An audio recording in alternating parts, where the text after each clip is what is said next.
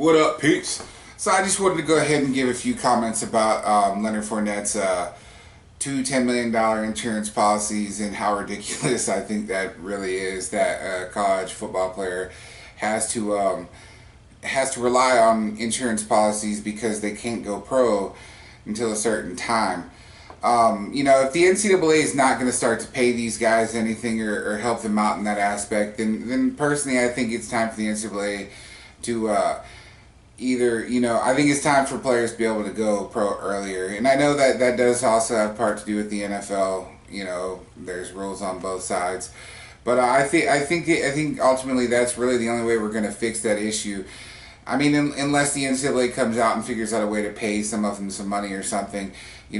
Personally, what I would kind of like to see is, hey, make them go pro or make them go to college for 4 years and start to pay them. Give them some money for being there. And I know that it's, they get a free ride with the education and stuff like that. But right now, we got a lot of underclassmen that go pro.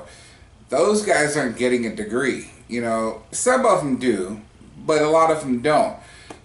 Sure, they may go back years later and do that. But here's my thing. If you want to go pro as an underclassman, why not, sign a paper that says, hey, if I get drafted in the first round or something like that, I'll go ahead and pay back some of the money that I got from that, scholarship to the school.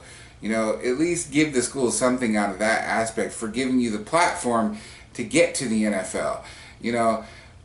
I think it just sucks that players really have to rely on this. I think that Leonard Fournette just showed the whole world that if he didn't have to, stay in college football, he would have went pro.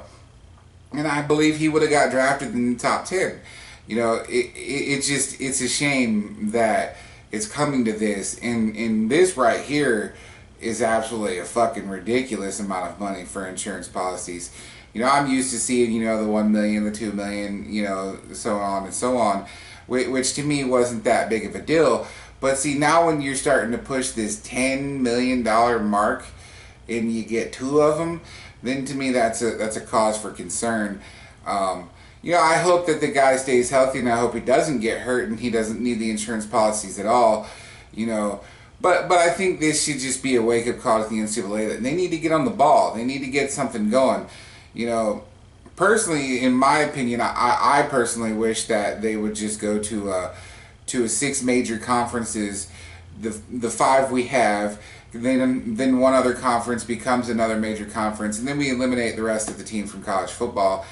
And then this way you can take all of the money, you have a huge gain of money, and you can take that and you can go ahead and start paying them something.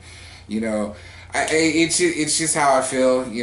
I think that nobody should have to rely on $1 million insurance policy or $2 million, $10 million, anything like that. It just proves they don't want to be playing in college football, or they wouldn't have taken out the insurance policy when they did. But yeah, that's just my thoughts on that. If you have any thoughts on it, please leave a comment. I'll reply if a comment or if a reply is needed. But yeah, that's all from me. Thanks for watching. Peace.